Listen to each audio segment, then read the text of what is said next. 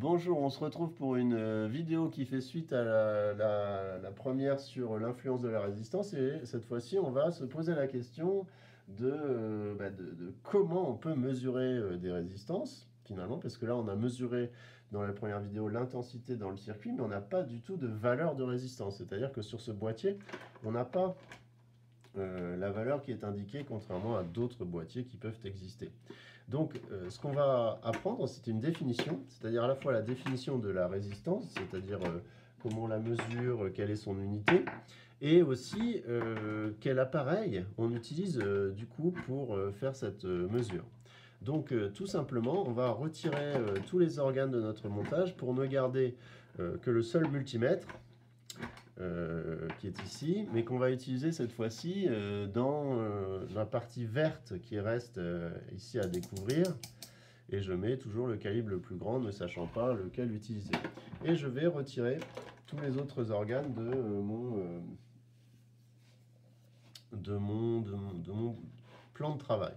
Donc ici, je vais brancher dans la partie verte, vous voyez cette petite unité là qui est ce sorte de fer à cheval qui est en fait un oméga grec. Donc c'est ce qui va nous donner le nom de l'unité de résistance qui est le ohm. D'accord, donc un ohm c'est l'unité de résistance comme le mètre est l'unité de distance.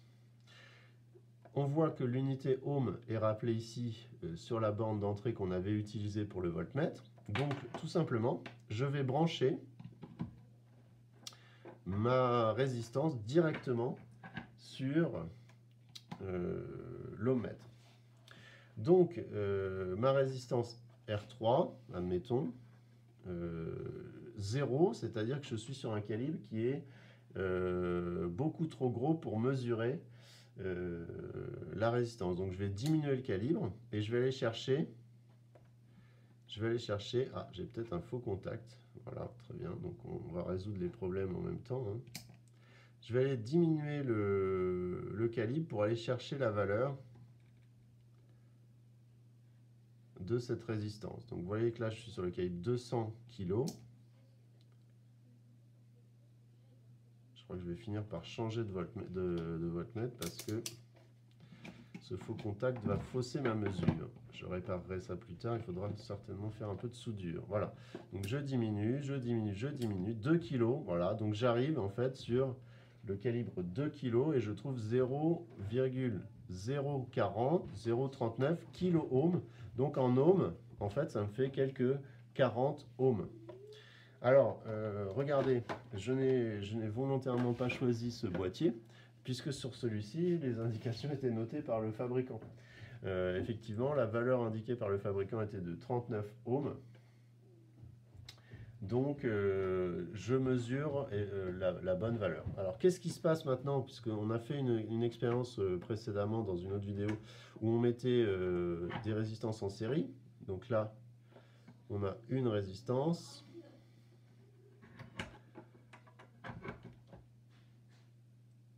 Deux résistances et 3 résistances. Donc qu'est-ce qui se passe quand on les ajoute finalement en série?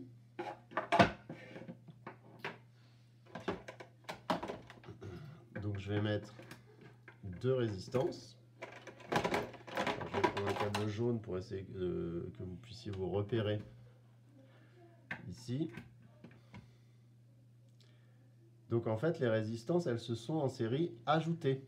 39 et 39, vous retrouvez la somme des deux. Maintenant, je mets la troisième. Je mets la troisième résistance en série. Et on se retrouve encore une fois avec ici presque 120, donc 3 x 4, 12, donc c'est bon, on se retrouve exactement 117 avec la somme des 3 x 39. D'accord? Donc on a fait 39 plus 39 plus 39. Donc plus on a ajouté finalement de résistance dans notre montage précédent, et plus l'intensité a diminué, donc la résistance en fait va permettre de faire chuter l'intensité. Et en fait, on avait déjà une idée de ce fonctionnement, puisque dès la 5e, on avait vu, lorsqu'on avait parlé de la DEL, Donc ça, c'est une diode, et ici une DEL, la DEL qui est électroluminescente. On avait remarqué ce petit rectangle que la DEL était protégée par une résistance pour faire chuter l'intensité et faire chuter la tension et protéger finalement notre dispositif des surcharges, des surintensités ou des surtensions. Voilà pour cette partie sur les mesures de résistance grâce à l'ohmmètre. Donc vous avez un schéma assez simple finalement qui est juste de l'ohmmètre avec une résistance en direct. Ici, dans cette manipulation, j'ai pu ajouter une, puis deux, puis trois résistances en série pour voir que les résistances s'ajoutent. Merci, on se retrouve pour la suite dans une prochaine vidéo. Au revoir.